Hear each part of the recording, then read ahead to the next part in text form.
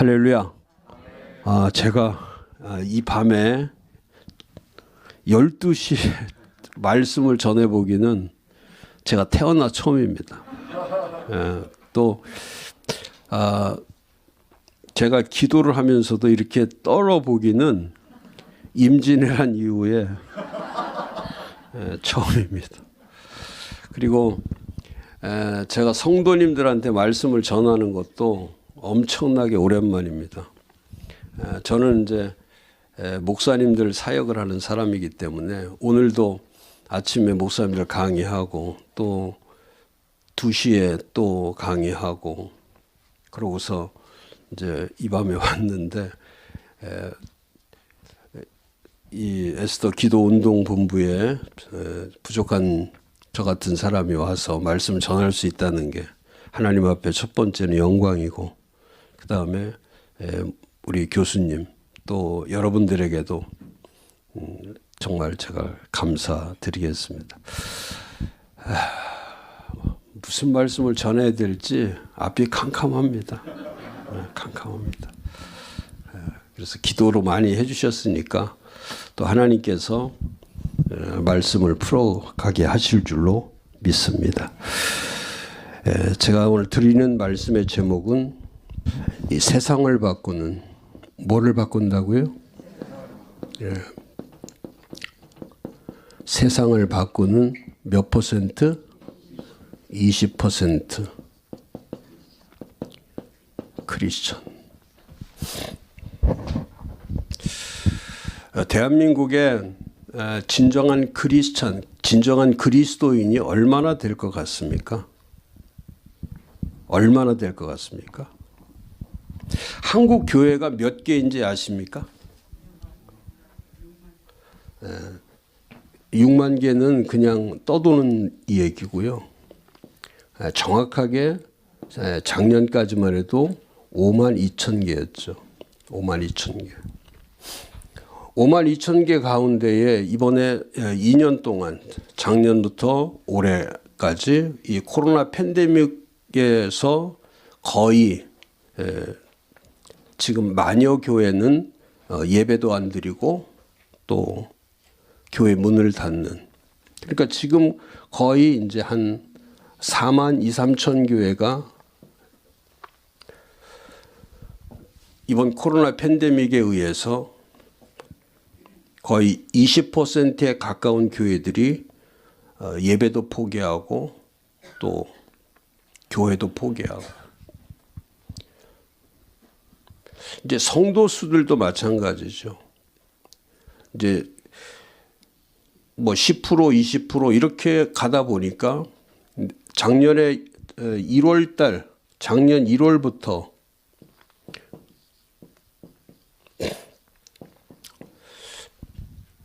이제 재작년 11월이나 12월에 중국 우한에서 이 바이러스가 시작될 때, 그럼 우리 대한민국하고 가장 가까이 있는 나라가 중국이나 일본인데 그 중국에서 이런 코로나 바이러스가 처음에 시작될 때에 가장 먼저 이 코로나 바이러스에 대해서 가장 먼저 예비하고 준비해야 될 사람이 누구냐면 그게 대한민국 사람들이랍니다. 대한민국 사람들. 그러면 조금만 이 분별력이 있으면 조금만, 뭐 많은 것도 아니에요. 조금만 이 하나님을 생각하는 사람들, 하나님을 생각하고 오는 사람들이 있으면 조금만 생각. 그래 저는 재작년 12월 달에 우한에서 이 코로나 바이러스가 딱 출발할 때 제가 그때 이거는 한번 깊이 이건 다뤄봐야 되겠다 해서 그때 한 3주간 동안에 3가지를 본 거죠. 첫 번째는 이제 성경을 봐야 되고, 성경을 봐야죠. 이 성경에서 말씀하시는 게 뭐냐. 그 다음에 두 번째는 이 기독교 역사를 봐야죠. 기독교 역사가 이런 전염병이나 기근이나 또 전쟁이나 이런 일들이 벌어졌을 때 기독교 역사는 어떻게 이 전염병이나 기근이나 이런 전쟁에서 기독교 역사는 어떤 증거들을 가지고 있었나 그걸 공부해야 되고, 그다음에 세 번째는 교회 역사를 봐야죠. 이럴 때 교회들은 다 어떻게 됐을까? 지금보다 이 역사적으로 우리가 성경으로 깊이 들어가면 이미 애굽에서부터 열 재앙이 있을 때부터 그 재앙이 얼마나 무섭습니까? 그냥 하나님께서 한번 재앙을 내릴 때는 이 재앙이라는 것은 우리가 생각하는 재앙과 하나님이 말씀하시는 이 재앙의 차이는 이건 비교가 되지 않는, 하나님이 하시는 일과 사람이 생각하는 거는 아무리 사람이 생각해도 하나님의 크신 거를 이해할 수가 없는 거예요. 그러니까 그 당시에도 재앙이 내릴 때에 우리 같으면은 뭐 재앙 하나 둘 셋 이 정도 1재앙 2재앙 3재앙만 돼도 그냥 사람들이 다 뒤로 넘어지는데, 하나님은 한번 작정을 하시면, 그렇잖아요. 이 재앙을 그분께서 한번 작정하시면 1재앙, 2재앙, 3재앙, 4재앙, 5재앙, 6재앙, 7재앙, 8재앙, 9재앙, 10재앙까지 하나님은 작정하신 것을 끝까지 그걸 다 죽어도 하나님은 중간에 그걸 포기하지 않으신단 말이에요. 그리고 그 10재앙을 내린 다음에도 또 홍해 갈라서 홍해에다 갖다 물속에다 다 또, 그러니까 하나님은 한번 일하시기를 시작하면 그게 성경의 기록이 그렇게 되어 있는 거예요. 하나님이 일하신다. 성경이라는 게 뭡니까? 하나님이 일하시는 거를 그대로 드러낸 말씀이라면, 하나님이 일하시는 거를 드러내는 거. 근데 이 코로나 팬데믹이 와서 이 재앙이 왔는데도 작년 1월 달에 이 한국 교회와 목사님들이나 성도들이 이 성경에 대한 분별력을 갖지 않았기 때문에, 성경을 펴지를 않았기 때문에, 이 성경을 펴야 답이 나오는 건데 성경을 피지 않고 그럴 거야. 이제 다들 그런 거예요. 이 코로나 팬데믹, 이거 뭐 코로나 바이러스, 이거 한 3, 4개월 가면 없어질 거야. 그래, 이거 3, 4월 가면 없어진다. 저절로 없어질 거야. 이거 뭐, 이거 별거 아니야. 이거는 그냥 없어질 거야. 전부 다들 그 생각하고 있는 거. 이거 없어질 거야. 그러고서 또 나라에서 마스크 쓰라고 하니까 이건 마스크 쓰면 괜찮은 거야. 뭐 거리두기 하면 뭐 괜찮은 거야. 뭐 집에서 갇혀 있으면 괜찮은 거야. 그러고서 전 국민이 마스크 대란이 일어나고, 그 마스크 사고 싶어가지고 길거리에 뭐 전국의 길거리에 다 서 있고, 교회는 아무 문제도 일어나지 않았는데도 불구하고 2월 첫 주부터 교회는 다 문을 닫아버린 거예요. 전부 다 문 닫아. 그리고 교인들도 전부 다 이런 재앙이 올 때는, 이런 재앙이나 어떤 하나님께서 주시는 큰 사건, 큰 역사가 있을 때는 이 하나님에 대한 분별력이 있어야 돼요. 하나님에 대한 분별력. 그럼 저는 그때 이 재작년 12월에 우한에서 나올 때 제가 1월 달까지 12월 마지막 주부터 1월 둘째 주까지 이걸 찾아보니까, 성경을 찾아보고 기독교 역사를 보고 교회 역사를 보니까 이게 하나로 딱 일치되는 게 있는데, 그 일치되는 게 뭐냐면 성경과 기독교 역사와 교회 역사에서 일치하는 게 하나가 있는데, 그 하나가 뭐냐면 이 기간이 우리가 상상하는 것보다 훨씬 더 길더란 말이죠.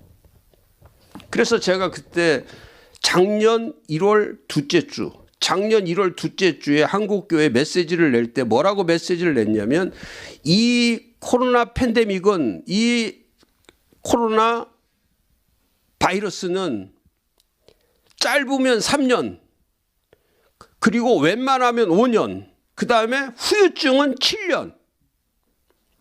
그때 제가 그 메시지를 낸 거예요. 계속 냈어요. 그런데 아무도 듣지 않아요.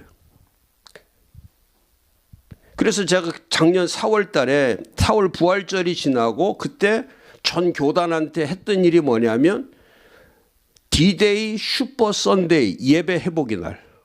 그게 5월 마지막 주였어요. 모든 교단이 다 했어요. 모든 교단한테 그 메시지를 주고 그 메시지에 따라서 교회들마다 전부 다 예배로 회복돼야 된다. 그 예배로 회복된다는 것은 예배를 잘 드리라는 뜻이 아니고 예배를 잘 드리라는 게 아니라 예배의 목적보다 더 중요한 것은 뭐냐면 이 하나님이 세우신 이 교회가 이 교회의 됨을 찾아야 되는 교회가 교회의 됨을 찾는다는 것은 교회의 본질이 뭐냐 교회의 가치가 뭐냐 이 교회가 가지고 있는 하나님이 주신 의미가 뭐냐 이걸 찾아가야 되는 거야. 이런 큰 문제들이 찾아오면은 이 문제가 왔을 때는 하나님이 어떤 문제를 우리에게 딱 줬을 때는 이 교회가 할 일이 뭐냐 교회는 이럴 때 어떤 자세를 취해야 되냐 어떤 믿음을 가리켜야 되냐 이거는 어떻게 해야 한국교회가 죽지 않고 사냐 어떻게 해야 성도들이 죽지 않고 사는 거냐 어떻게 해야 목사들이 죽지 않고 사는 거냐 어떻게 해야 이 나라를 살릴 수 있는 거냐.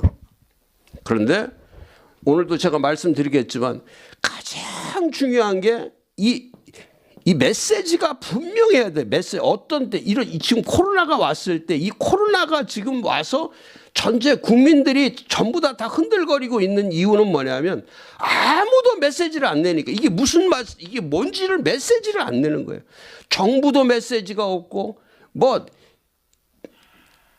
목사도 메시지가 없고 어디 뭐 박사든 누구든 아무도 기업도 이 코로나 팬데믹이 뭔지에 대해서 메시지가 없는 거예요. 누구의 메시지가 없냐면 하나님의 메시지가 없는 거예요. 하나님의 메시지가. 그냥 뉴스만 이게 뭐 이런 뉴스 같은 거는 이건 아무 의미가 없거든요. 모든 것에 인간의 생사화복, 이 나라가 살고 죽는 거, 우리가 질병으로부터 살고 죽는 거 이런 모든 주권을 누가 가지고 계시냐면 하나님이 가지고 계시는 거예요. 하나님이. 대통령이 하는 게 아니고 장관이 하는 게 아니고 이게 의사들이 하는 게 아니고 이 일의 처음 시작 알파에서부터 이 시작의 마지막 오메가까지 시작과 끝, 시작과 마침 이게 맞춰지려면 이 코로나 팬데믹에 맞춰지려면 이건 누구의 사인이 있어야 끝나냐면 이건 하나님이 사인을 줘야 끝나는 거예요. 이건.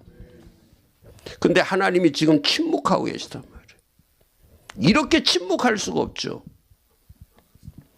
한국교회가 이렇게 초토화돼 가는데도 하나님은 전혀 관심이 없는 거예요. 지금 어디서부터 잘못되어 있는 거냐 이게 어디서부터 잘못된 거예요. 이 한국교회가 잘못되고 그다음에 한국교회 성도들이 지금 이 성도가 도대체 누구냐 진짜 이게 이분들이 크리스천이라는 게 이 그리스도의 진짜 그리스도 사람이냐 이게 그리스도의 사람이냐 그리스도의 사람이 한 명만 있어도 제가 오늘 그 얘기하는 겁니다. 한 명만 있어도 그 한 사람 의인 하나 때문에 하나님의 마음이 바뀌는 거예요.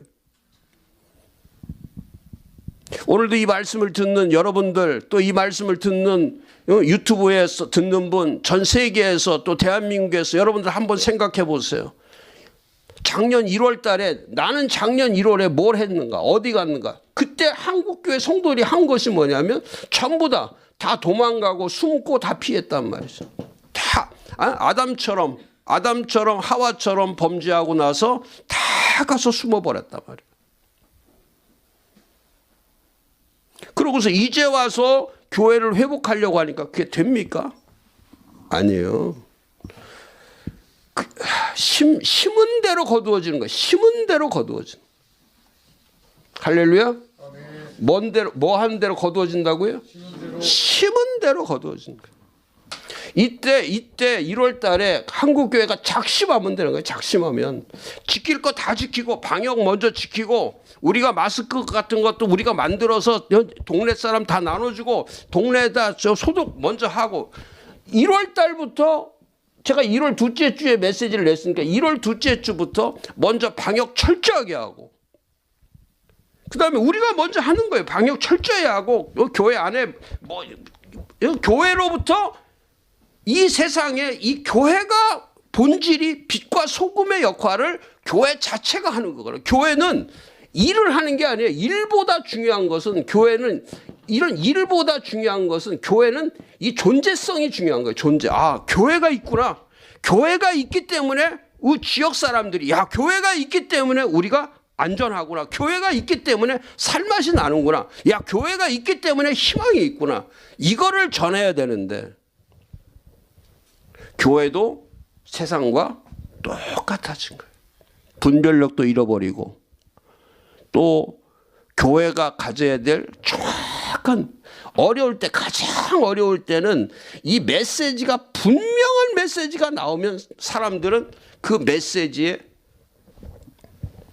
다 빠져들어가게 돼요. 한국교회가요, 정말로 작년 1월 달이 한국교회가 부흥할 수 있는 절호의 기회였어요. 최고의 기회였다.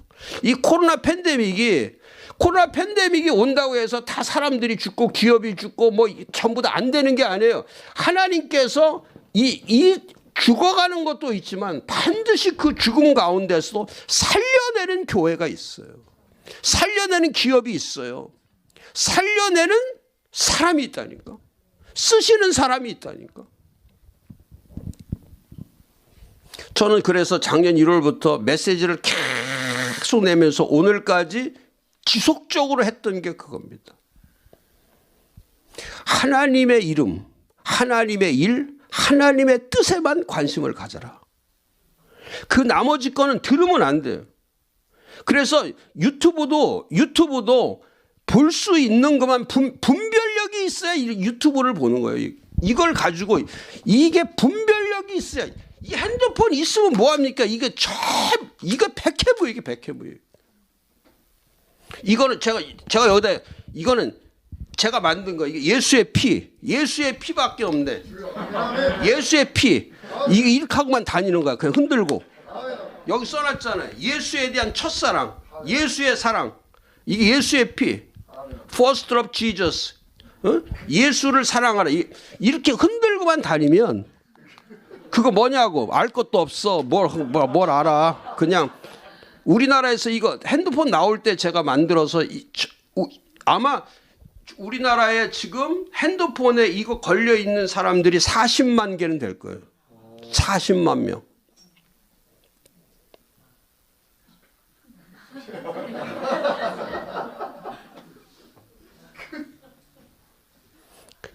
그래서 이걸 제가 만들었다니까.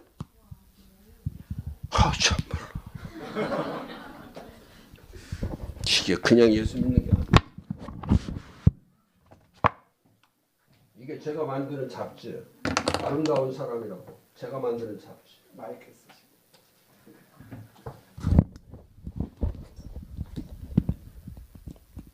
쓰시. 이 책에, 이 잡지에 가장 가운데를 딱 열면, 이 가운데를 열면 여기도 First love Jesus.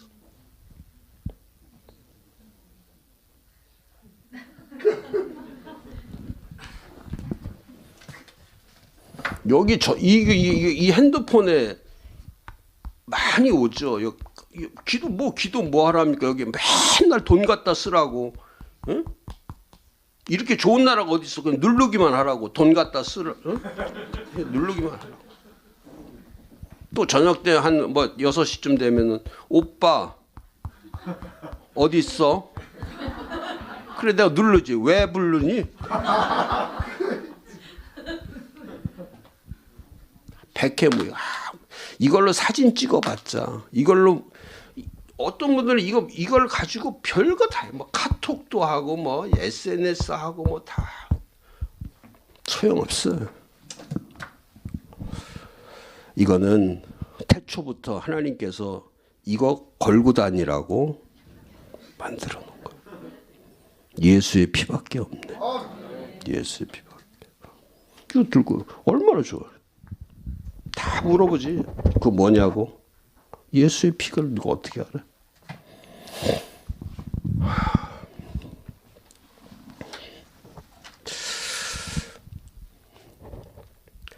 그래서 이 분별력이 있으면은 1월 달부터 이제 본인이 교회가 하라고 해서 할 필요도 없는 거예요. 본인이 성경을 보고 믿음이 있으니까 본인이 성경을 보니까 내가 준비해야 되겠구나. 자, 내가 이 영적 준비를 해야 되겠구나. 우리 집을 살리고 우리 자식들을 살리고 우리 손자 손녀들을 살려내고 얘네들을 살려내려면 다음 세대를 살려내려면 자식들을 살려내려면 저도 딸아이도 시집가서 아이 낳고 살고 아들도 장가가서 아이 낳고 사는데 우리 집안도 초토화돼 버렸어. 애들이 교회를 2년 동안 교회를 안 나가니까 그 전에는 뭐 할아버지 앞에 와서 할아버지가 목사님이니까 할아버지 집 앞에 와서 맨날 교회에서 배운 율동하고 설교 들었던 거 할아버지한테 그거 하면은 제가 막 좋아하고 박수 쳐주고 참 잘한다 했는데 얘네들이 이제 교회는 안 가고 얘네들이 늘어난 거는 이것만 보는 거야. 계속 이것만 보는 거야. 기가 막혀. 그러니까 참 중요한 걸 2살, 3살, 4살, 5, 6, 7, 8, 9 이때가 엄청나게 중요한 거예요. 그냥 이 영적으로 이때는 아이들이 이해를 하는 게 아니에요. 이때는 그냥 삶으로 받아들이는 그냥 삶이 되는 거야. 삶이 그냥 그게 그 자체가 삶이 되는 거야. 삶. 어렸을 때는 교회 와서 앉아 있으면은 그 교회 와서 앉아 있으면 그 찬양 소리, 기도 소리, 말씀 이게 그냥 와서 쭉 하면 어린 아이들의 이 영혼이 워낙 맑고 깨끗하기 때문에 그냥 와서 기도하는 대로 찬양하는 대로 말씀하는 대로 이 안에 그냥 다 스며드는 거야. 다 스며들어.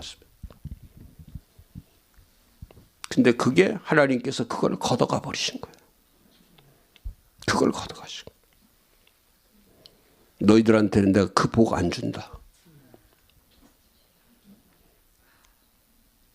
그러니까 그 애굽에서 출애굽했을 때 애굽에서 나와서 광야 40년 할 때 그 광야 40년 동안에 이 애굽의 물을 먹은 이 아버지 어머니 세대 아버지 어머니 애굽의 물을 먹은 아버지 어머니 세대 그 아들과 어머니 세대 그 150만이 넘는 그 사람들을 자식들이 매일같이 하루에 4명씩 앞뒤 좌우 4명씩 아침에 일어나서 그 광야에서 하는 일이 뭐냐면 아버지들을 죽어가는 아버지들을 다 갖다가 묻는 거예요. 가서 다 오늘은 우리 아버지, 다음 날은 너희 집 아버지, 또 다음 날은 뒷집의 아버지 갖다가 매일같이 자식들이 하는 일이 뭐냐면 광야에서 아버지를 묻는 거예요. 그러면서 하나님 앞에 고백하는 거야. 다시는 아버지 닮지 않겠습니다. 다시는 아버지의 길 가지 않겠습니다. 다시는 아버지처럼 살지 않겠습니다. 하고 묻어버리는 거예요. 지금 대한민국의 이 어린아이들 지금 10대 아이들 지금 태어난 아이들 얘네들이 한 30년 지나면 뭐라고 할 거냐면 우리 아버지 절대 닮지 않겠습니다. 우리 어머니 안 닮겠습니다. 그 얘기, 그 소리, 그 통곡 소리 그게 지금 반드시 나오게 되는 거예요. 그래서 너와 너 자녀들을 위해서 울으라는 거예요. 근데 우리가 자식들 자녀들을 위해서 울지 않기 때문에, 울지 않았기 때문에. 그러니까 지금도 제일 먼저 기도해야 될 게 뭡니까? 하나님이 주신 이 믿음의 가문, 믿음의 전수, 신앙 전수, 이 대대 제너레이션으로 계속해서, 그렇잖아. 하나님은 언제나 틀에 연결. 나와 너와 네 후손의 하나님이라는. 하나님은 누구냐면 나하고 다이렉트로 이렇게 하시는 게 아니에요. 이 하나님은 나를 통해서 뭐를 하는 거냐면 목적은 여기 있는 거예요. 여기. 그래서 이 후손이 하나님 앞에 내가 할 일은, 여기서 우리 성도들이 할 일은 뭐냐면, 성도들이 할 일은 하나님이 말씀하신 것을 순종하는 건데, 그 순종이 뭐야? 나의 세대를 만드는 게 아니라 이 후손의 세대, 아브라함, 이삭, 야곱, 요셉, 이렇게 이 제너레이션을 후손을 만들어가는, 후손을 만들어. 근데 지금 우리 때에 여기 이 성도들이 잘못하기 때문에 이 대에 후손들이 없어져 버리는 거예요. 믿음의 후손이, 믿음의 가문들이 없어지는 거예요. 이삭이 나오지를 않는 거예요. 야곱이 나오지를 않는 거예요. 요셉이 나오지를 않는 거예요. 그러니까 이런 요셉 같은 이런 사람들이 지금 총리로 막 나와야 되고, 이 사람들이 대통령으로 나와야 되는데, 그걸 하나님이 이 후손을 막아버렸기 때문에 지금은 이 영적인 사람이 나와야 되는데, 지도자들이 영적 지도자가 나와야 되는데, 이거는 완전히 세상에 이렇게 잘못된 사람들이, 이런 잘못된 사람들이 나라를 세운다는 건 이건 불가능하단 말이에요. 이건. 이 책임이 누구에게 있냐? 이 하나님이 우리에게 맡겨주셨는데, 이 맡겨주신 이 교회가 잘못됐고, 맡겨주신 가정이 잘못됐고, 이 맡겨주신 세대들이 잘못되어 있기 때문에, 지금 아버지 세대, 어머니 세대, 할아버지 할머니 세대, 저 같은 세대, 우리가 잘못했단 말이에요. 1월 달부터, 이때 작년 1월부터 애들 다 모아놓고 거기서 진짜 할아버지 모습이 뭔지, 아버지 모습이 뭔지 그걸 보여줬어야 되는데, 나도 못했고 아무도 못한 거. 진짜 살아도 주를 위해 살고 죽어도 주를 위해 죽나니 사나 죽으나 나는 주의 것이다. 이걸 못한 거예요. 나를 못 버린 거예요. 그러니까 지금 하나님이 내가 안 버리니까 하나님이 버리게 만드는 거예요. 답이 없다. 그래서 그 답을 하나님께서 찾게 하시는 거란 말이에요. 그래서 지금은 누가 사냐면 준비된 자만 사는 거예요. 준비된 자만. 할렐루야. 말씀으로 준비되어 있고, 기도로 준비되어 있고, 믿음으로 준비되어 있고, 하나님 앞에 바치기로 준비되어 있고, 헌신하기로 준비되어 있고, 초대교회처럼, 원형교회처럼, 사도행전적 교회처럼, 이미 그들은 이보다 더한 핍박과 박해 가운데서도, 그 당시에 로마의 네로의 그 핍박 가운데서도, 그 순교의 반열 가운데서도 그들은 교회를 지켜낸 거란 말이에요. 말씀을 지켜낸 거란 말이에요. 하나님의 뜻을 지켜낸 거란 말이에요. 그래서 우리 자신들이 한번, 우리 자신들의 가장 중요한 건 이 존재 가치, 그리스도인으로서의 존재 가치가 과연 우리에게 있는가? 정체성, 아이덴티티가 있는가? 나는 진짜 그리스도인인가? 그럼 이 20%는, 이거는 숫자를 얘기하는 것이 아니라 이건 질적 크리스찬을 얘기하는 거예요. 질적 크리스찬. 이미 기도는 운동이기도 하지만 이게 삶이에요. 삶. 24시간 살아내는 거. 시간에 따라서 기도도 해야 되지만 삶 자체가 전부 다 하나님 앞에 드려져야 되는 거. 삶이 중요한 거. 삶이 중요한 거.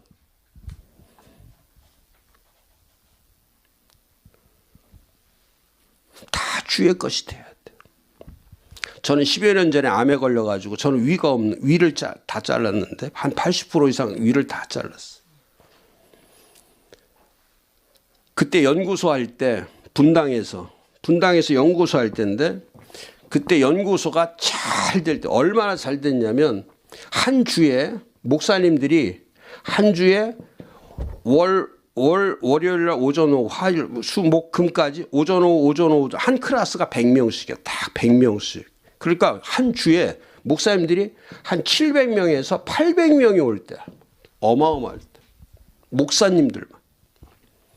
그러니까 제가 이렇게 칠판에 딱 쓰면은 그 당시는 칠판에 쓰면 무조건 기본이 그거야. 한국말 한마디 안 써. 전부 영어로만 씁니다. 딱 해서 이렇게 이거보다 더 큰 칠판 한 번 딱 쓰고 두 번 딱 쓴 다음에 지우고 강의 끝나는 거예요.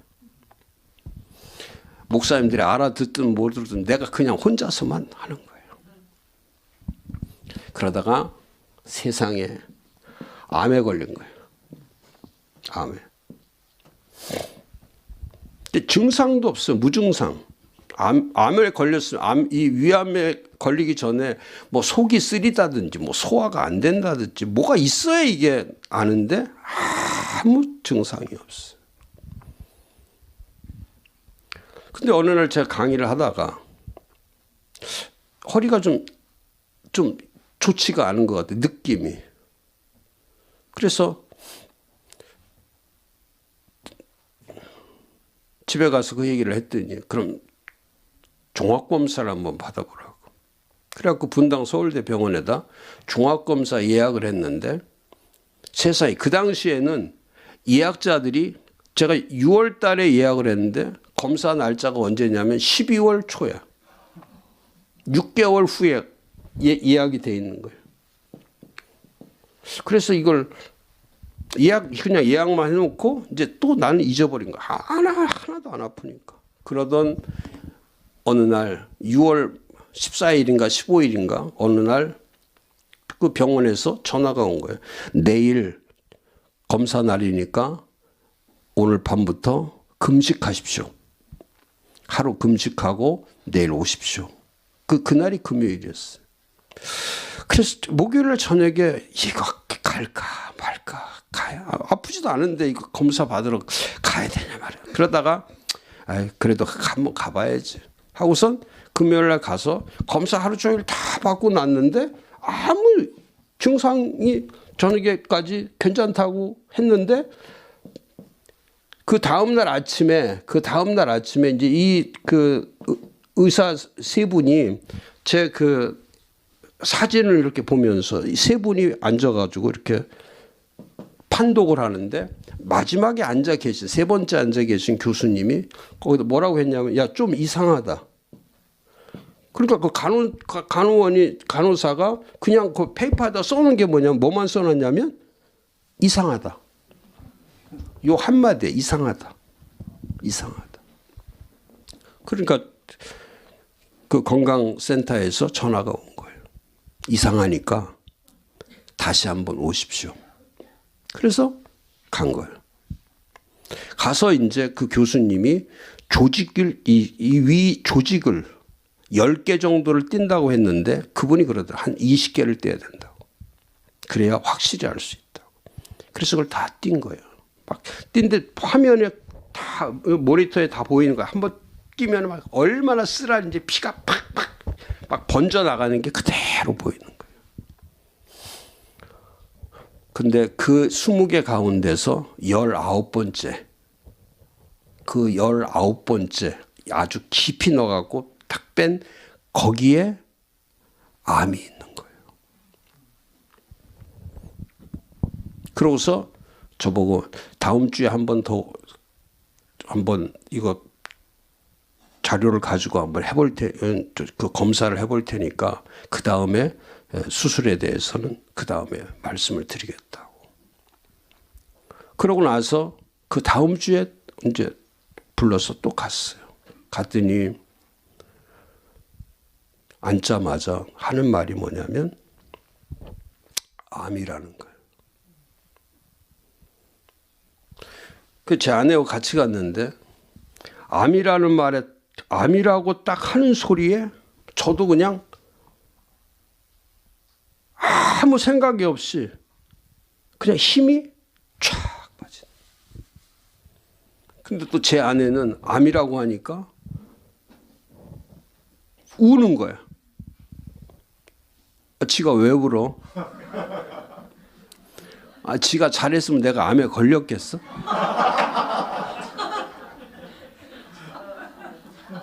그랬더니 그 의사분이 하는 말이 좀 두 분 밖에 잠깐 나가서 마음 좀 추스리고 다시 들어오라. 그럼 내가 밖에 나가서 그런 거지. 봐라. 네가 나한테 잘했으면 내가 어떻게 암에 걸리겠냐. 내가 언제나 그랬잖아. 잘해라고. 그 말을 하고 싶었지만 못했어. 그러고 나서 제가 이제 수술을 날짜를 빨리 잡아주셔서 수술을 하려고 하는데 의사는 분명히 의사는 암이라고 했어요. 근데 저는 하나님 앞에는 하나님의 사인이 나와야 되는데 하나님의 사인을 들어보지를 못한 거예요. 근데 일주일 후면은 12월 말일 송구 영신 예배가 있는 거예요. 그 송구 영신 예배에 그러면 제가 그랬어요. 의사 선생님, 제가 목사인데 그래도 송구 영신 예배 가서 말씀을 받고 제가 1월 1일 날 와서 1월 2일 날 수술. 그러니까 환자가 의사 보고 며칠 날 와가지고 며칠 날 수술해 달라는 건 목사님이 처음이라는 거예요. 그래도 어쩔 수 없다고 저는 하나님한테 가서 음성을 들어봐야 된다고. 그래서 저는 이제 연구소만 하니까 교회를 안 하니까 제 안에 나가는 교회에 제가 1시간 먼저 가가지고 기도를 하는 거예요. 그 기도가 뭐냐면 뭐 암에 대해서 기도를 해야 되는데 그냥 제가 가서 1시간 동안 앉아서 계속 한 말이 뭐냐면 헛수고했네. 헛수. 이럴 줄 알았으면은 뭐 이렇게 뭐 열심히 하고 이렇게 뭐 그냥 강의하느라고 뭐 정신없이 뭐 이렇게 그냥 대충 하면서 살아오지. 그렇게 하다가 이제 약속의 말씀을 뽑는 시간이 오는 거예요. 약속의 말씀. 그래서 기도하는 마음으로 그 약속의 말씀을 이게 하나님의 음성이라고 듣고 하나님이 나에게 주시는 사인이라고 제가 들으면서 그 약속의 말씀을 뽑아가지고 자리에 와서 앉아서 딱 말씀을 보는 순간에 이 빌립보서 2장 16절 처음에 뭐라고 해요? 생명의 말씀을 밝혀. 무슨 말씀? 생명의 말씀. 이거 죽어 안 죽어? 죽어 안 죽어? 이거 안 죽네. 이 생명이 시작되네. 그 다음에부터 시작해. 발걸음도 헛되지 아니하고 내 수고도 헛되지 아니하고 그리스도의 날에 너로 하여금 자랑거리가 있게 하려 함이라. 죽어 안 죽어? 그리고 나서 수술하고 또 선생님 그랬어요. 항암 치료를 받기를 원합니까? 안 합니까? 그래서 제가 뭐를 하나님 나에게 주셨어요? 암을 자랑거리로 이걸 하나님은 저한테 이걸 선물로 주신 거예요. 선물로. 그래서 항암 치료도 받지 않고 오늘이 올 때까지 정말 저는 이 암 때문에 그러면 제가 이걸 가지고 하나님 앞에 제가 서서 물어보고 하나님 성경에는 어떻게 해야 암에 걸린다는 말이 없는데 그럼 암에 걸렸다는 게 뭡니까? 암에 걸렸다는 게. 그때 제가 이거 암에 걸리면 기도를 하라는 겁니까? 암에 걸리면 휴양지에 가서 좋은 휴양지에 가서 공기 좋은 데 가서 하라는 겁니까? 좋은 음식을 찾아 먹으라는 겁니까? 도대체 암에 걸리면 어떻게 해야 하나님께서 살려주십니까? 그때 제가 깨달았던 게 그거예요. 하나님이 저에게 주셨던 말씀 하나는 뭐냐면 성경에 보니까 암에 걸리는 것은 이거는 뭐의 문제냐면 이건 뭐의 문제? 이건 생명의 문제라. 그럼 생명의 문제를 다룰 때는 암에 걸리면 사는 사람도 있지만 죽는 사람도 있단 말이죠. 그러면 이 살고 죽는 것의 주권을 누가 가지고 계시냐면 하나님이 가지고 계신 거예요. 그러면 내가 하나님 앞에 내 자신이 하나님 앞에 해야 될 일이 뭐냐면 이제는 기도를 할 거냐 내가 어떤 휴식을 취할 거냐 일을 줄일 거냐 이게 중요한 것이 아니라 지금 이 하나님이 내 생명을 살려주려면 내가 할 수 있는 일은 한 가지밖에 없는 거예요. 아무것도 없어, 할 게. 아무것도 없어. 제가 할 수 있는 일 하나밖에 없어요. 하나님 앞에 뭐 하라는 거예요? 항복하는 거예요. 하나님, 이제는 그 전에 제가 살아오는 것은 모든 사람들한테 잘하는 거예요. 잘하는 거. 아내한테 잘하고, 자식한테 잘하고, 친구들한테 잘하고, 목사님한테 잘하고, 이웃에게 다 잘하면서 살아오는 게, 그게 착하게 살고 잘하는 것이, 그게 예수를 잘 믿는 줄 알았단 말이죠. 그런데 암에 걸리고 나니까 아내가 나를 살려주지 않아, 자식이 나를 살려주지 않아, 친구가 나를 살려줘, 목사들이 나를 살려줘, 이웃이 나를 살려줄 사람 아무도 없어. 나를 살려줄 사람은 하나님 한 분뿐이 없는 거예요. 그러니까 그때에 이 항복하면서 제가 내 인생의 넘버원, 이제는 그동안은 넘버2를 위해서 살았는데, 아내와 자식과 친구와 목사와 내 주변에 있는 사람들을 위해서 내가 살았는데, 이 삶이 이게 나를 살려주는 것이 아니고, 이 사람들이 나를 살려주는 것이 아니라, 나를 살려주시는 분은 넘버1, 내 인생의 넘버1, 내 인생의 최고의 우선 되시는 분, 그 하나님이 나를 살려주신다. 하나님만이 나를 살려주신다. 그때부터 제 모든 넘버1이라고 하는 이게 우선순위가 바뀐 거예요. 우선순위 자체가 바뀌어버린 거예요. 사람이 우선이었다가 사람 눈치 보고 사람이 우선이었다. 이번에 코로나 오면서도 제가 그런 거예요. 그게 암에 걸렸을 때 제가 하나님이 우선이라는 걸 발견했기 때문에, 이번에 코로나가 딱 왔을 때 이 코로나는 하나님이 우선이다. 최우선이다. 하나님 앞에 붙들려 있으면, 하나님 앞에 붙잡혀 있으면 이건 산다. 하나님 앞에 멀어지면 이건 죽는다. 그게 교회예요. 그 답을 하나님께서 저한테는 교회로 주신 거예요. 예배로 주신 게 아니고. 예배보다 중요한 것이 그리스도의 핏값으로 세우신 주의 교회란 말이에요. 근데 그 교회가, 한국 교회가 무너져 버린 거예요. 그리고 이 교회가 그분 앞에 그분의 임재가 있는 거예요. 이 교회라는 것은 그 존재 자체에, 이거 에베소 1장 23절에 있는 것처럼 이 교회는 그리스도가 성취된 곳이기 때문에. 근데 지금은 그 그리스도가 충만해야 될 교회가 그리스도가 사라져버린 거예요.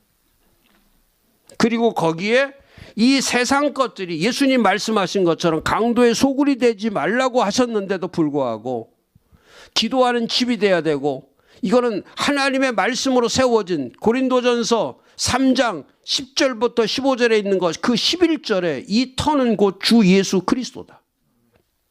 근데 그 그리스도가 기반이고, 그리스도가 중심이고, 그리스도가 머리이신 그 교회가 사라져버려요.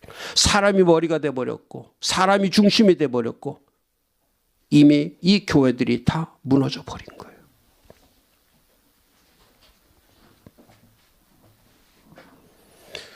그래서 언제나 기억해야 될 것이, 몸에 암이 오든지, 또 아니면 이런 전염병이 오든지, 어떤 기근이 오든지, 아니면 큰 사건이 벌어질 때는 가장 중요한 거는 하나님을 찾는 거예요. 하나님을 찾는 거예요. 이 핸드폰을 보고 정보를 찾는 게 아니고, 답을 찾는 게 아니고, 이 말씀을 통해서 답을 찾는 거예요. 이 말씀을, 이 말씀이 혼과 영과 관절과 골수 자체를 찔러 쪼개버리기 때문에, 이게 살아 운동력이 있기 때문에 이것만 살아있는 거예요. 이것만 살아있는 거예요. 이 땅에 살아있는 거는 이 하나님의 말씀만 살아있는 거예요. 이 말씀 밖에는 답이 없어요.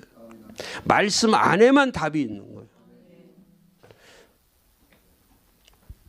근데 우리는 지금 말씀은 던져버리고, 다 지금 손에 쥐고 있는 거는, 버려야 될 걸 쥐고 있는 거는 다 지금 우리가 지금 손에 쥐고 있는 건 다 다 버려야 될 것들이.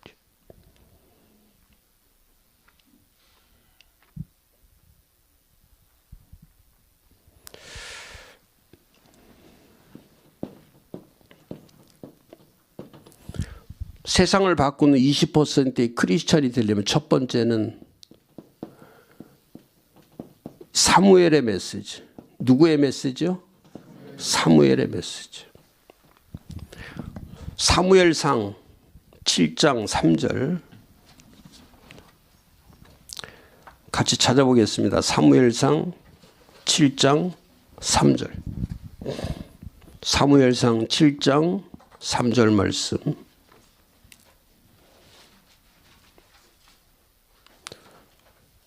시작.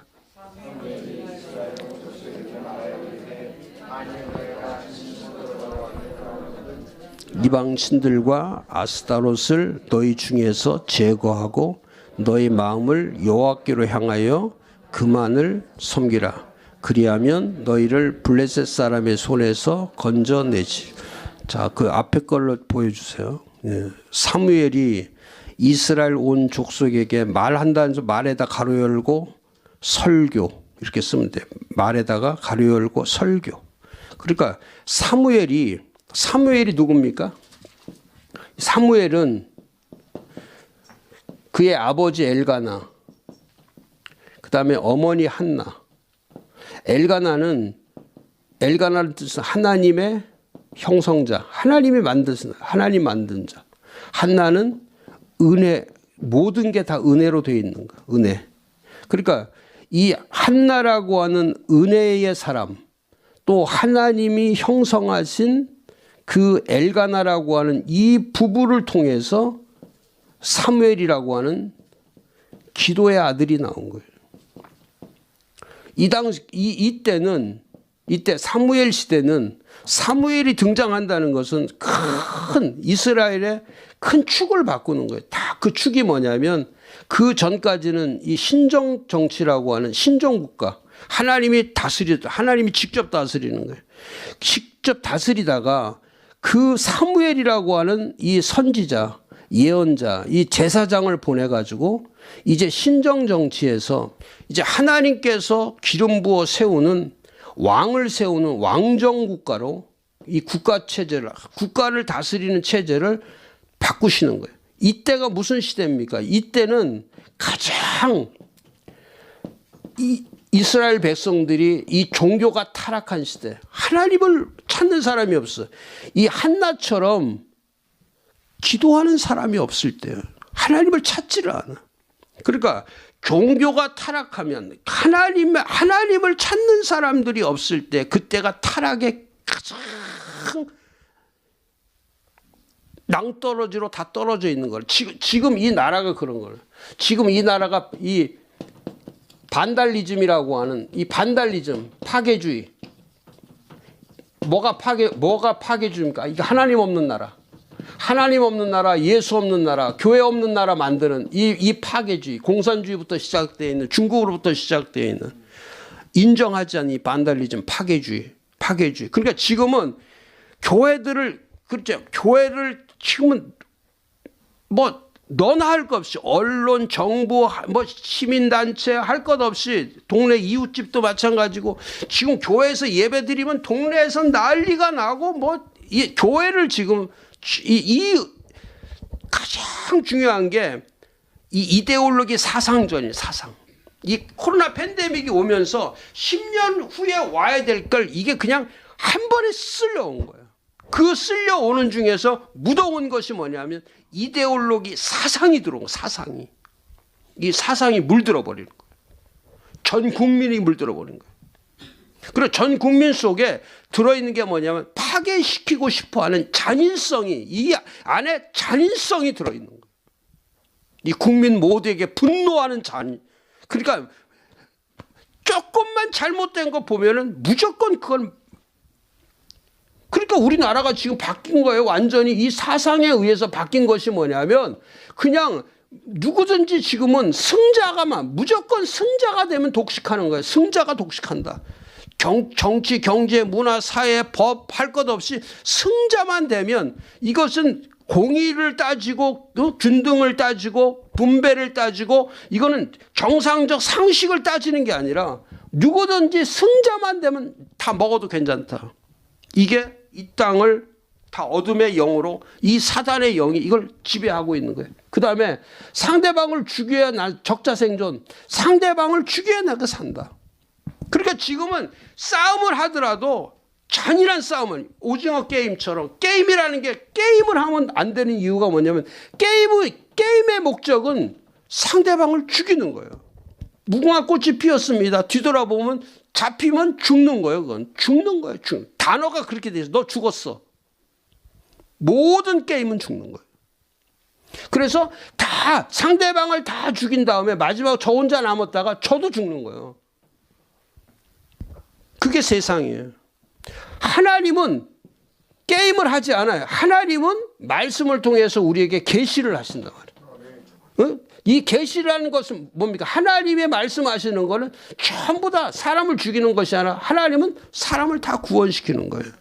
팬데믹 이 전염병이 하나님이 우리를 죽이려고 전염병을 준 것이 아니라 살려내려고 주시는 거예요. 살게 하시려고. 근데 우리가 그거를 사탄의 음성으로 이걸 사탄의 음성으로 들어버리니까 죽어버리는 거예요. 지금도 하나님의 음성을 들으면 살아나는 거예요. 살리는 영이 하나님이에요. 산자의 하나님이시죠. 근데 지금 우리 영혼이 죽어가기 때문에 자연적으로 이 땅은 죽는 거예요. 그 다음에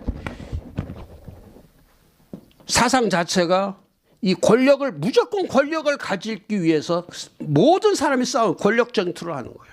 다 권력의 카르텔들 권력 잡기 위해서 기독교도 마찬가지. 기독교 교권 교권주의, 교파주의, 교단주의 이런 것들이 교회 안에서도 마찬가지예요. 교회에서도 이 장로 그룹이 가지고 있는 카르텔 이런 것들이 무너지지 않으면 이런 게 무너지지 않으면 주님의 교회는 세워지지 않아요. 피값은 회복되지 않아요. 이 블러드 처치 피의 교회가 돼야 되는데 이 블러드 처치가 아니라 지금은 사람이 주인인 교회로 바뀌어버린 거예요. 조직이 조직 직분이 뭐가 중요합니까? 그 사람의 교회 됨이 중요하고 그리스도인 됨이 중요하고 그 사람이 진짜 온전한 사람이냐 온전한 삶을 사는 거냐. 근데 여기도 이 교회도 그렇게 되는 게 큰 교회 지금 몸을 자기 교회 몸뚱아리 키우면 뭐가 의미가 있습니까? 몸뚱아리 키워서 뭐가 의미가 있어요? 제가 이번에 컨퍼런스 때도 말씀드렸지만은 교회가 영토를 바꿔요. 새 영토를 만들어요. 이 조금 뭐 토양 바꿔서는 안 돼요. 이 교회를 바꾼다는 게 뭐 이 새 영토 작업을 한다는 것은 이 땅이 이제는 기경을 해서 되지 않아. 이제 기경하는 시간은 다 지났어. 다 지나갔어요. 이 땅을 새로운 땅이 되려면 하나님 나라를 갖다가 더 엎어버려야 돼. 하나님 나라로 엎어야 돼. 그 외에는 이 땅을 살려낼 길이 없어요. 그렇기 때문에 제가 했던 게 이 공익적 교회, 공유적 교회 이제는 바꿔야 돼. 이렇게 또 유기적 교회 이제는 하나님의 공익이 중요해요. 지금 우리 한국처럼 이렇게 사유적 교회로 가면 안 돼. 개교회주의로 가면 안 돼. 교파주의로 가면 안 돼. 이 단절형으로 가면 안 돼. 개교회에서 단절돼서 가면 안 돼. 이제는 전체가 한국교회가 다 같이 살아야 돼. 전부 다 공의적. 이 초대교회처럼 원형교회처럼 사도행전 2장 42, 47절에 있는 것처럼 한마음 한뜻 되고 자기 것을 자기 것으로 여기지 않고 사람의 필요에 따라서 전부 다 내 것을 찾는 것이 아니라 사람들이 정말로 이 예수 안으로 들어오려면 교회 안으로 들어오려면 우리 믿는 사람이 뭐라 할까? 여기도 마찬가지예요. 그냥 이렇게 헌금 몇 푼 해서 그게 되는 게 아니고 집을 팔아야 되는 거예요. 집을 팔아. 집을 팔고 차를 팔고 그래서 내가 소중하게 여기는 거를 팔아서 자꾸 나눠줘야 돼. 나눠주는. 지금이 집 팔 때 지금이. 집 팔아가지고 지금 동네에 나눠줘야 되더라고. 다른 교회 어려운 교회도 얼마나 많습니까? 그 죽어가는 지금 호흡기 끼고 있는 교회들이 얼마나 많습니까? 그런 목회자들이 얼마나 많아요. 길거리에 나뒹굴고 있단 말이에요. 근데도 한국 교회는 자기 교회 하나 살리기 위해서 몸 불리고 건물 조금 더 키워가고 그런 시대는 이제 지났어요.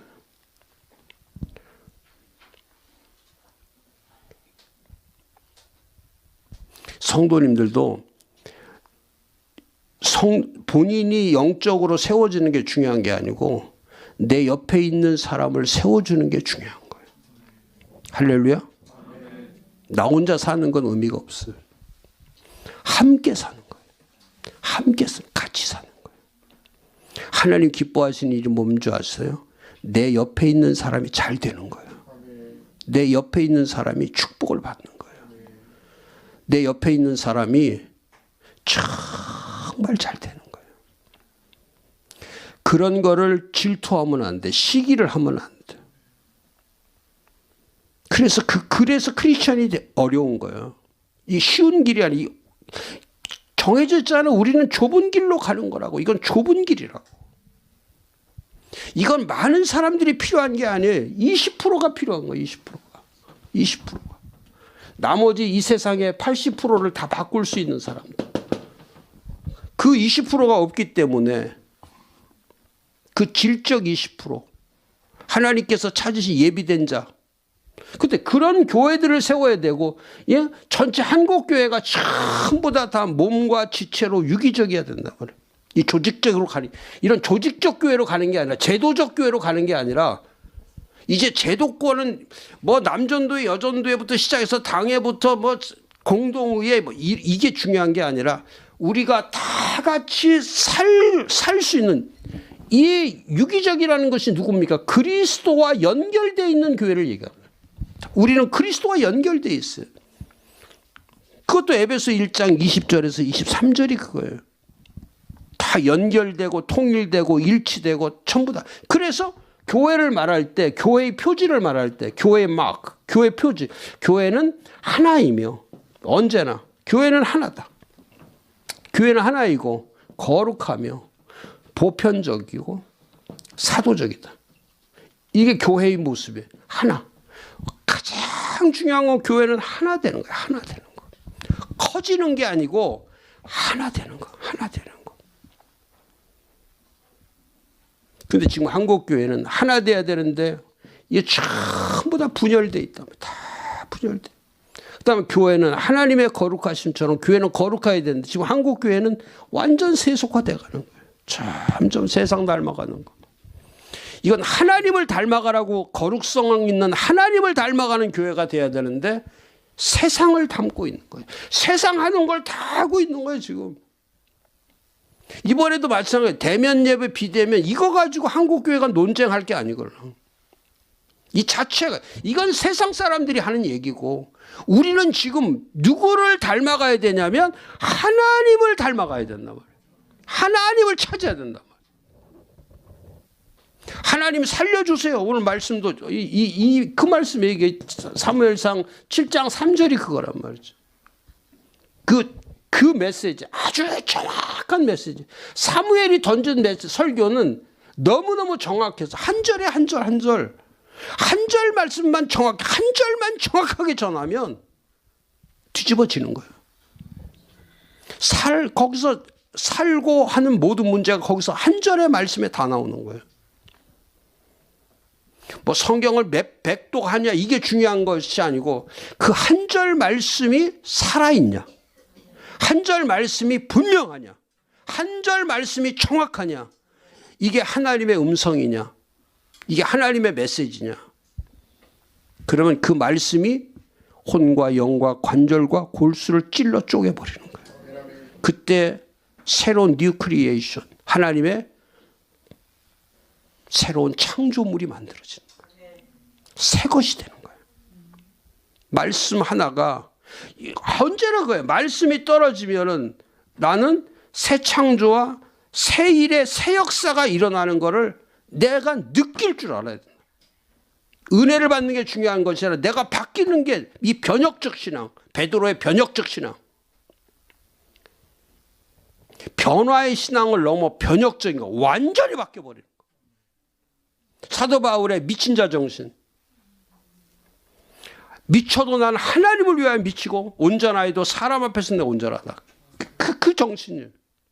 하나님 앞에 미쳐 사는 거. 근데 뭐 사람 앞에 미치지 하나님 앞에 미칩니까? 그 다음에 보편적이어야 되는데 전부 다 자기들이 다 특별하다고 하니까 이 하나님의 구원의 보편성, 하나님이 교회를 세울 때 이 모든 교회의 보편성, 모든 구원의 보편성, 모든 예배의 보편성, 하나님은 편 가르지 않거든요. 우리처럼 하나님이 나누어져 계시지 않아. 하나님은 언제나 보편적이세요. 모든 자에게 하나님은 모든 자를 사랑하시고 모든 자에게 은혜를 주시고 모든 자를 구원시키기를 원하시는 거예요. 정해져 있지 않아요. 그 다음에 교회는 사도적이라는 게 보냄받은 대로 하는 거예요. 보냄받은. 예수님께서 보낸 대로 하면 되는 거예요. 교회는 그 사명을 감당하는 거예요. 이 사도적이어야 되는데 교회는 지금 이게 세상적이란 말이에요. 세상에 똑같아요. 그 교회 와서도 자꾸 계급날, 권력 얘기하고 그런 걸 다 버려야 돼. 다 버려야 돼. 완전히 버려야 돼. 할렐루야. 완전히 버려야 돼. 완전. 그래서 새 비전을 갖지 않으면요 못 버려. 새로운 걸 갖지, 새로운 비전에. 그래서 C.S. 루이스가 한 말이 뭐냐면 처음으로 했던 말이죠. 큰 그림을 봐라. 응? 큰 렌즈를 가져라. 큰 렌즈. 그 다음에 큰 세계의 관점을 가져라. 그러니까 이 보는 관점, 이 퍼스펙티브, 관점, 누구의 시야로 보느냐? 이게 사람의 시야로, 이게 사람의 시야로 보는 거냐? 이게 하나님의 시야로 보는 거야. 하나님의 관점으로 보는 거냐? 그럼 하나님이 보면은 하나님 보여주신 거는 큰 그림이라며. 내가 보는 것은, 내가 보는 그림은 이거는 형편없는 거야. 그러니까 내가 목사들이 눈으로 보니까 팬데믹이 뭘 해야 될지를 분간을 못. 근데 하나님의 시야로 보면, 하나님의 관점으로 보면 이건 얼마든지 이겨낼 수가 있는 거예요. 얼마든지 극복해 나갈 수가 있는 거예요. 그래서 모이는 교회, 흩어지는 교회, 그렇죠. 모이기만 하라는 게 아니에요. 모일 때도 주님의 교회가 돼야 되고 흩어질 때도 주님의 교회가 되는 그걸 목사님들이 가르쳐야 된단 말이죠. 그리고 교인들이 그걸 배워야 돼. 모일 때는 뭘 해야 되고 흩어질 때는 뭘 해야 되는지.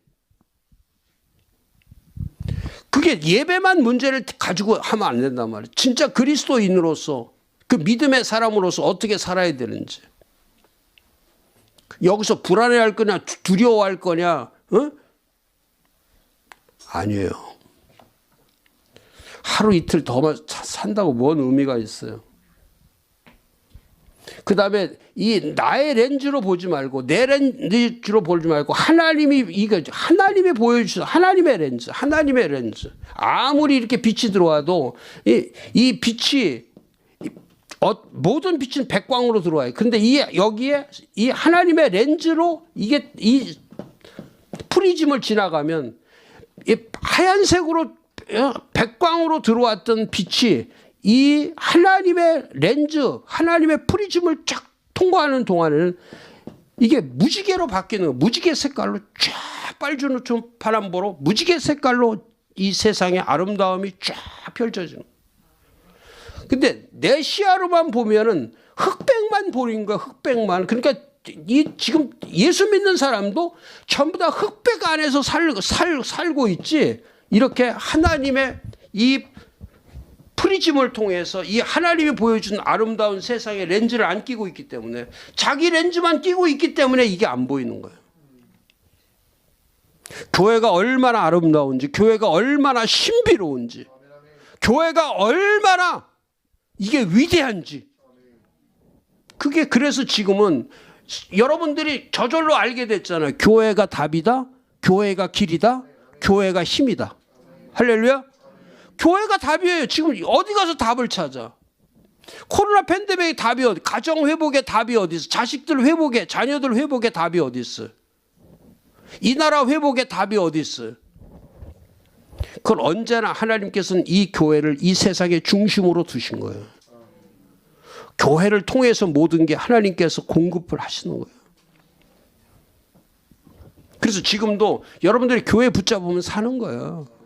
교회 붙잡으면, 교회 도망가면 교회로 멀어질수록, 교회로 지금 돌당 신자들이, 돌아올 수 없는 탕자들이 얼마나 많습니까? 이미 30% 40% 되는 사람들이 다 교회 다 떠나면서, 젊은이들 다 교회 2030 시대 다 떠나서 주일학교애들 다 버렸죠.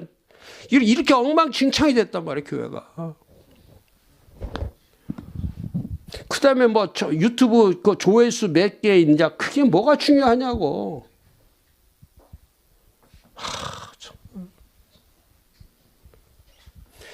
그 다음에 하나님의 큰 세계, 이게 나의 작은 세계, 나의 세계에서 노는 게 아니라, 그래야 이 관점이 바뀔 때에 내 그림 그리는 게 아니고 내 렌즈로 보는 게 아니라 내 세계에서 사는 것이 아니라 하나님의, 그게 이거란 말이에요. 이 말씀. 하나님께서 이게 이 말씀을 한 절 한 절 다 보면 전부 다 여기 하나님의 큰 그림이 있는 거예요. 비전이 있는 거예요. 큰 거. 그 요즘에 제가 하는 사역 가운데 이 교회 이제 이 한국 교회를 가지고 안 되니까 하나님께서 저한테 비전을 보여주신 것이 뭐냐면 30, 300, 3,000교회 운동. 10년 안에 3,000교회를 개척을 하자. 3,000교회. 3,000교회 개척해.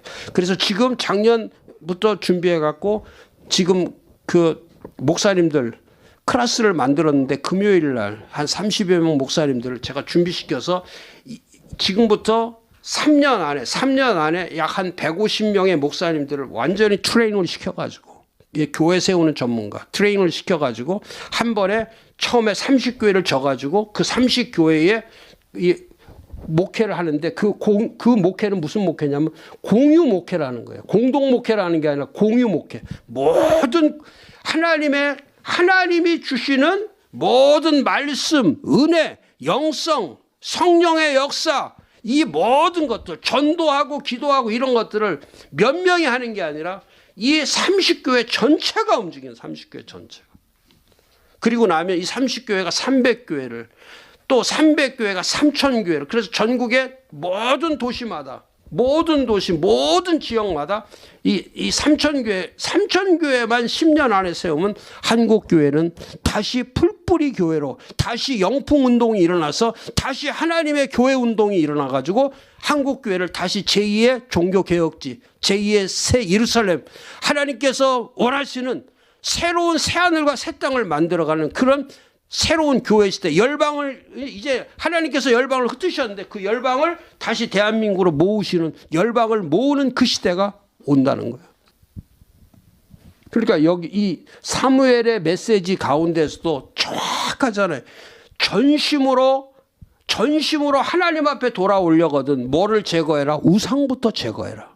제거하라는 거예요. 이 대한민국의 토속적 토속적 우상, 이 산 속에 강에 바다에 어디가 요즘도 이사할 때도 뭐 손 없는 날부터 시작해서 이 아직도 이 땅의 구석구석까지 지금 다 지배하고 있는 이 우상단지들, 이런 것들을 제거하지 않으면, 이걸 우리가 잘라내는 거야. 잘라내지 않으면, 우리 가문에서 잘라내지 않고 내 영혼 속에서 잘라내지 않으면 하나님 앞에 돌아올 수가 없는 거예요. 그 다음에 너희 마음을, 우리 중심을 누구에게만 향하라? 하나님에게만 향하라. 하나님. 그러면 블레셋에서만 구원시켜주는 게 아니라 이 세상으로부터 구원되는 거예요. 블레셋 사람이 손에서만 건져내는 게 아니라 이 세상, 블레셋이 이 세상이니까. 이 세상에서 살 수 있는 방법은 그거예요. 하나님이 하시는 거예요. 그 다음에 두 번째는 이제 벌써 시간이, 마치는 시간이, 시작도 안 했는데 마치는 시간. 아휴, 정말 진짜. 그래서 나는 설교를 하면 안 돼.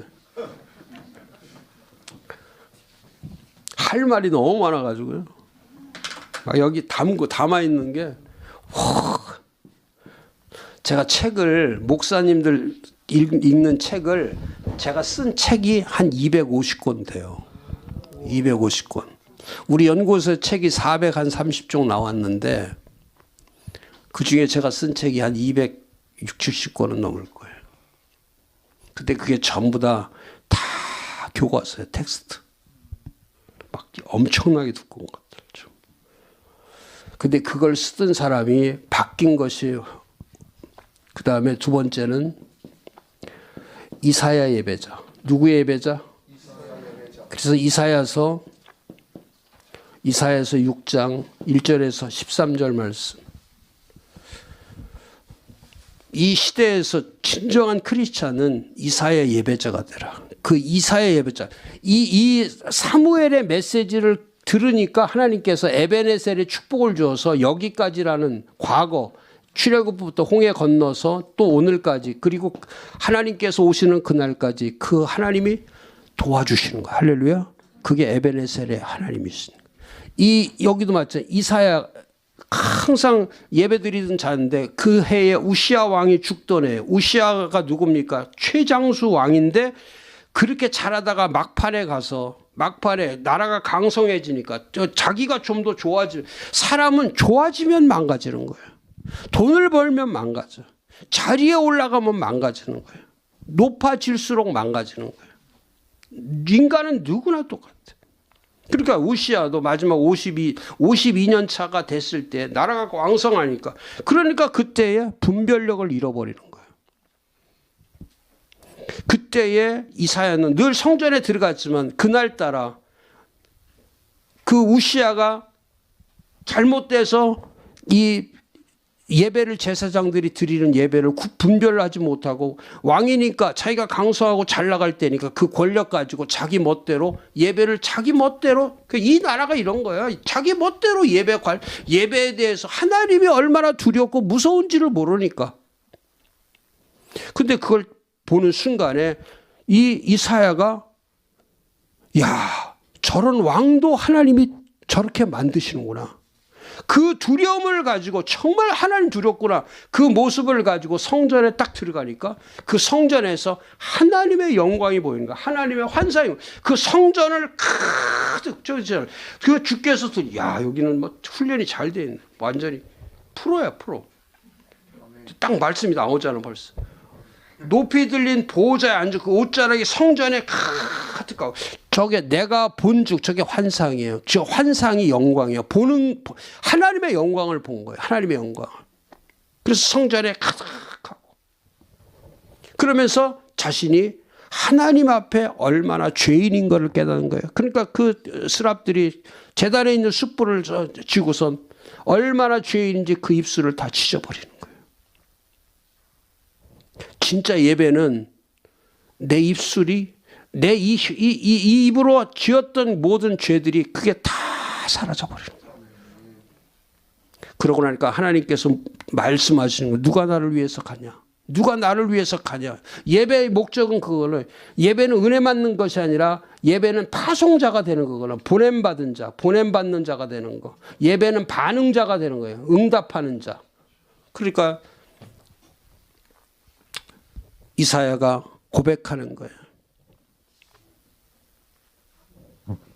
Here am I. 내가 여기 있나이다. Send me. 나를 보내주세요. Send me. 나를 보내주세요. 네가 가라는 게 아니에요. 네가 그 일을 하라는 게 아니에요. 내가 하는 거예요. 내가. 예, 제가 가겠습니다. 저를 보내주세요. 그게 팬데믹 때 교인들이, 성도들이 예배드리고 할 일이에요. 저를 세상으로 보내주세요. 저를, 그때 사도행전이 그걸로, 사도행전이 박해가 심할 때, 사도행전은 박해가 심했을 때, 8장 박해가 심했을 때 이 사람들이 예루살렘에서 흩어질 때, 흩어져서 도망간 것이 아니라 흩어지면서도 복음을 전파했다고 나오는 거예요. 보냄을 받는 거예요. 흩어질 때 보냄 받는 거예요. 그리고 다메섹까지 가서, 다메섹에 모여있을 때 그 바울이 그 다메섹에 가서 이 사람들 전부 다 잡아다가 예루살렘에 가서 다 처형시키려고 했을 때, 그 다메섹에 모여서도 마지막 전략을 짤 때도 우리가 여기서 흩어질 때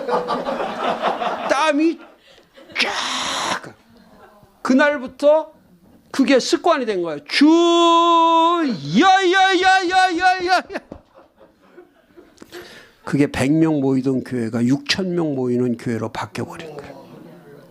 근데 그 교회는 특징이 뭐냐면 성도들도 다 그래. 야야야. 그것 때문에 그렇게 된 건 아니지만은 하나님께서는 기도하면서 흘리는 수고와 땀도 그분은 그걸 기뻐하시는 거예요. 눈물도 기뻐하시는 거예요. 피를 쏟는 희생도 기뻐하는 거예요. 기도의 제물이 되는 걸 기뻐하시는 거예요. 그러니까 초대교인들도 그 핍박이 왔을 때 사도행전 4장에 보면 그 핍박이 왔을 때 주여 하고 거기 써 있잖아요. 주여 하면서 하나님을 찾는 거예요. 지금 그런 시대죠. 그다음에 마지막은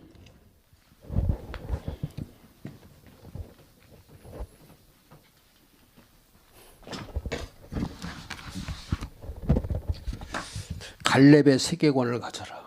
누구의 세계관? 갈렙의 세계관.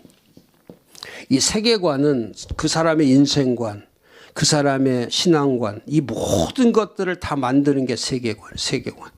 근데 여호수아와 갈렙이 있지만 여호수아는 지도자고 갈렙은 이 영적이고 이 믿음으로 준비된 자, 믿음으로 준비된 자. 그러니까 부정적으로 봐야 돼. 분명히 눈으로 볼 때는 그렇잖아요. 하나님의 믿음이라는 거는 이 믿음은 현실을 보는 게 아니에요. 현실. 다 어디에서 무너지냐면 현실 앞에 무너지는 거예요. 믿음이 다 현실을 보니까 안 돼. 이 코로나 팬데믹 때는 아니야. 이땐 조심해야 돼. 아니야. 뭐 모이면 안 돼. 사람 있는데 가면 안 돼. 이거는 숨어야 돼. 이렇게 전부 다 믿음이 어디에서 다 깨지냐면 현실주의자가 돼버려서 깨지는 거예요. 현실을 보면서 깨지는 거예요.